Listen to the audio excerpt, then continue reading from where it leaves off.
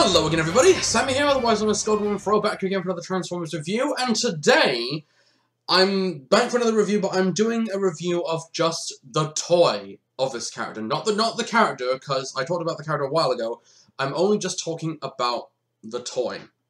Specifically because, with the Generations line currently going through a lot of different things right now, with re-releases of old characters from past lines, it's good to see a character from this line and be done properly in a more show-accurate way.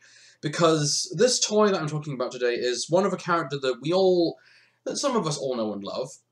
And if you don't know who this character is, then you probably are a little bit lost, but then again, you probably have clicked the video anyway, so you already know what I'm talking about.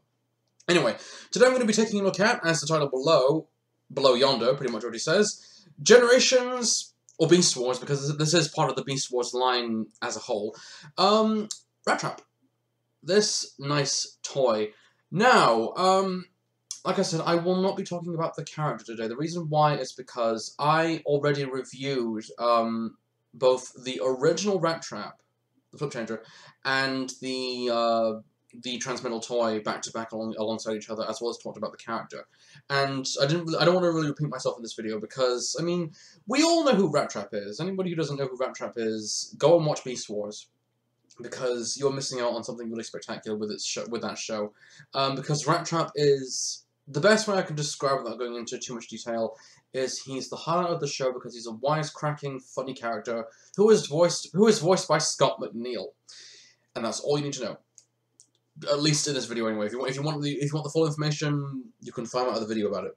Anyway, so this toy, this version of Rattrap, which is actually, okay, I'm gonna go ahead and say right now, since the Generations line is currently going through a lot of different motions, and they are bringing out different toys from different lines, with Beast Wars getting a little bit more attention, Beast Wars and Beast Machines as well, because there's also Generations Tankor and Rhinox as well. Rattrap was one of those toys that I was rather keen on, and I'm really glad I got hold of him at Auto Assembly.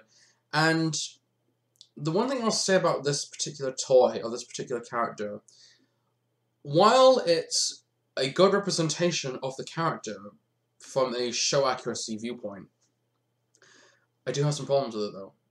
And it's not so much a bad thing, but I really feel as though even though this toy is above and beyond what the original toy was, I feel as though this toy could have done a little bit more. But then again though, you have to sacrifice one thing to get another, and this is kind of really where this stands. Now, unfortunately, I no longer have the original Rattrap, as I sold it a little while ago, and thus, of course, I was left with the Transmetal toy. But nonetheless, I do have this one anyway, and I will, the best I can do, because I can't really do a comparison of this toy and that toy, is just tell you a little bit about where this toy kind of succeeds, where the original one kind of failed in some way, but at the same time, though, that still maintains its charm. So, I think the one thing you'll probably notice as well is that Rattrap is, of course, a rat, hence the name Rattrap.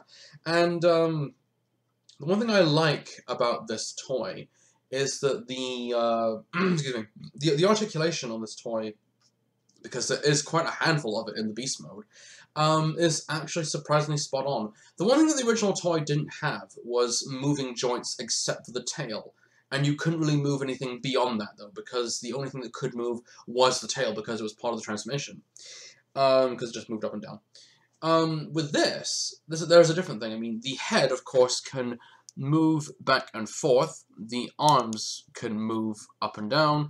And even though you can move them very far back, the legs can move, and the feet can bend as well. So that's actually pretty awesome. So the front feet can rotate around. The back ones can move up and down. So the articulation on this Beast mode is spot on. And one thing as well that I like about this particular toy, is that it has a opening and closing mouth, which that's actually pretty sick. So I think that with this one succeeding a little bit more in the articulation department in the Beast mode compared to the other one, this one ticks the boxes. At the same time though, the biggest thing about the original toy was it was originally a flip changer, because flip changers back then from the early lines of Beast Wars were, of course, where you grabbed a part of the body, and of course, it could transform in a very simplistic style. So that's why they're called flip changes, because you can flip one part of the body, and of course it transforms into the robot mode in no more than a second. So not that hard to do. One thing specifically about this one that really it goes in the same context as the original. Very badly visible robot mode. Yeah, it doesn't hide it very well, and that's kind of been a bit of a problem with the original toy, because with the original one you could clearly see the head and the legs of the robot mode of Rattrap, and there have been many people who have kit bashed that toy to give that toy a proper stomach. This one doesn't have a stomach. So, yeah, I think the one biggest problem with this one toy is that the visibility of the arms, which these are the arms, and if you look really closely under the head, you can see the robot head right there, which, yeah, that does kind of suck. Also, as well, I mean, the gun is visible at the bottom, so that's a bit of a pain. Apart from that, though, the beast mode is, aside from this, everything else is fine. Also, as well, the articulation department, the tail can bend a little bit more. Even though the tail in the original toy could bend, so not bend, it could move, because it was at a little joint. It was solid plastic, so it couldn't move. This is made of rubber, so I think you can actually rotate this tail quite nicely in different directions, and that's a pretty good thing. So the one thing that I think really stands out with this toy is the articulation for the beast mode, in the limbs, in the head, and the tail. And one thing as well that I like about this as well is that the color scheme is quite simple, a little bit brown at the back, and the rest of the figure is entirely grey with black eyes. Nothing special about that, but the detail and the fur, the texture is quite nice. Everything else is fine. Just this is the problem.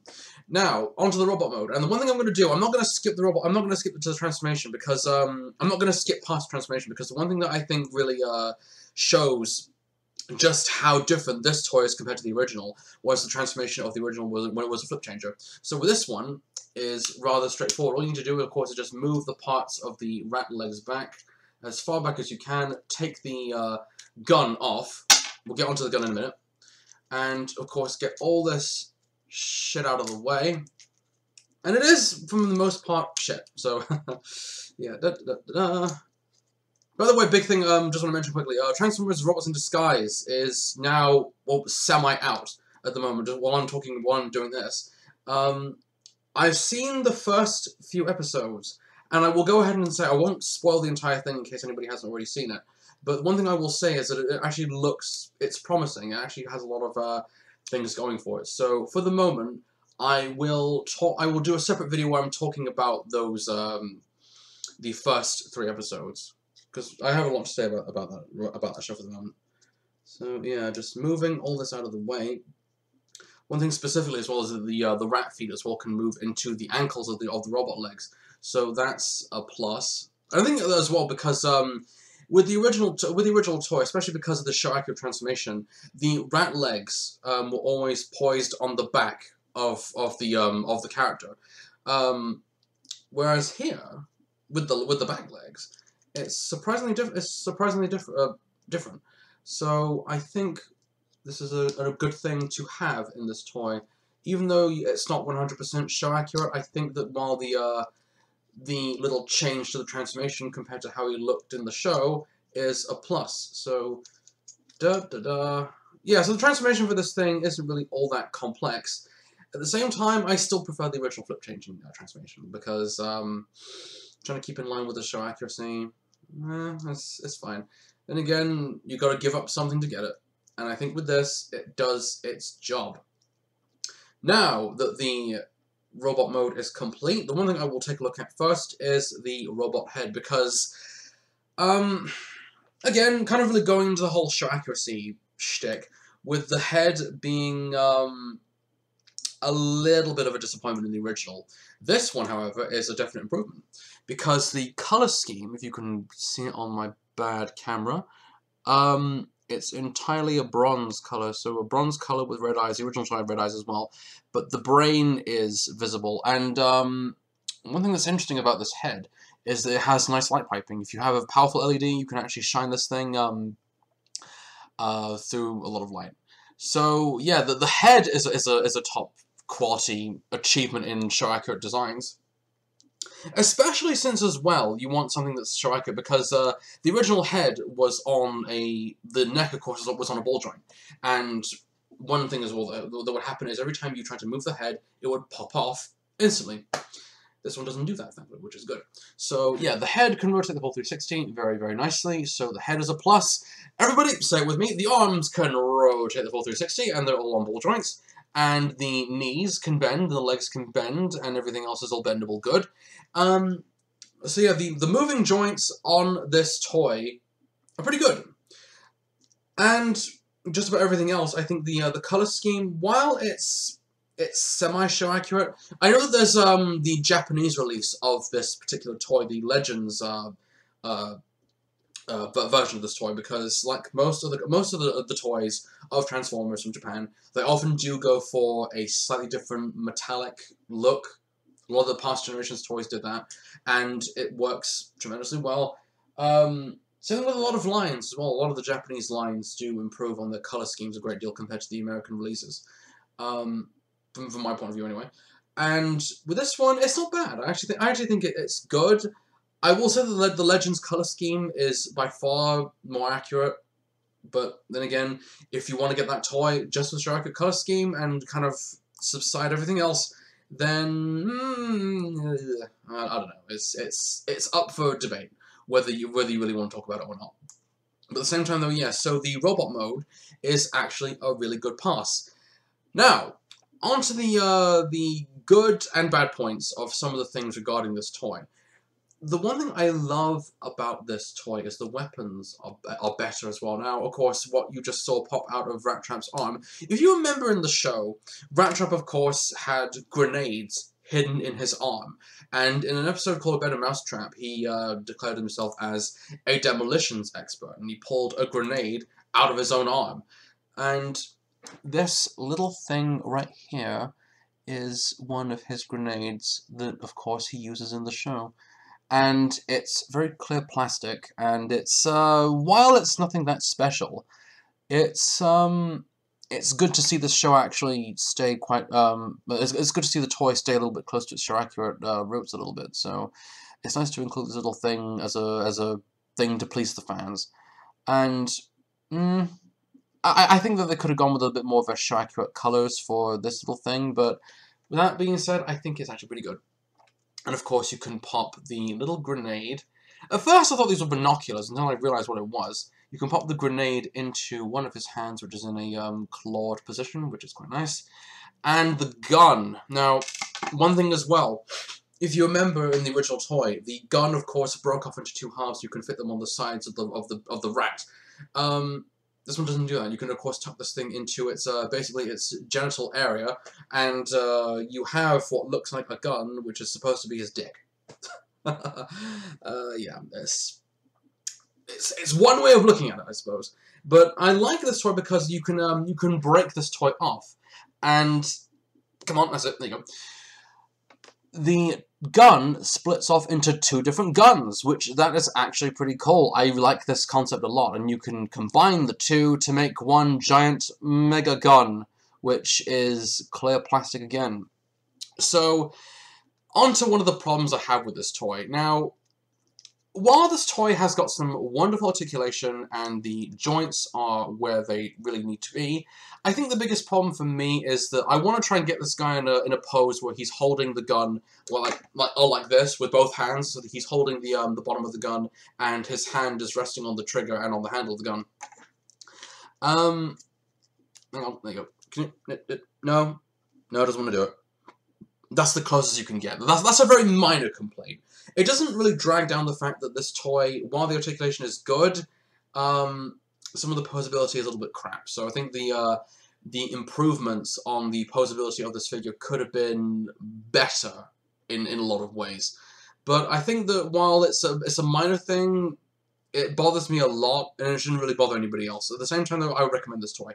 But of course, if you're not happy with the really crappy pose, you can always have this gun split off into two different guns, and then have Rattrap try and reenact a scene from your everyday, typical action film to make it look as badass as possible, and I think it works in both ways. So, hang on. There we go. One of the many poses you can get this guy into. Try and, I think he looks better from the side than up straight. Yeah. Yeah. So, final thoughts on this figure. I think, okay, while this toy is good, and it is very good, in terms of its articulation and its movements in some of the joints, and even though it surpasses the original, I still think that they really could have kept a little bit of the show accuracy in some parts with the back rat feet attaching to the back of the toy, as well as hiding the robot mode in a much more precise way in the beast mode, without just having like parts of his arms as well as his head being revealed. But with that being said, I think the toy is spot on in being very show accurate. The colors, some of them would represent a show accuracy in some way, but if you want a full-on show accurate version, I'd recommend the Legends toy. But at the same time, this toy is really good. So well done, Hasbro, for achieving something that really I didn't think we would ever really see. So if we're gonna get more Beast Wars 30th anniversary, or more Beast Wars anniversary toys, please let's have Inferno. I want to see a Beast Wars Inferno. It would look really, really, really good. So yeah, well, not really much I can say about this figure. It's despite its problems, it's a fantastic toy. So well done, Hasbro, for achieving what you have failed to do in the last few years, especially since Toy Fair. By the way, a couple of images from Toy Fair that I saw a little while ago. I don't care for Ultra Magnus, but I do like that Devastator.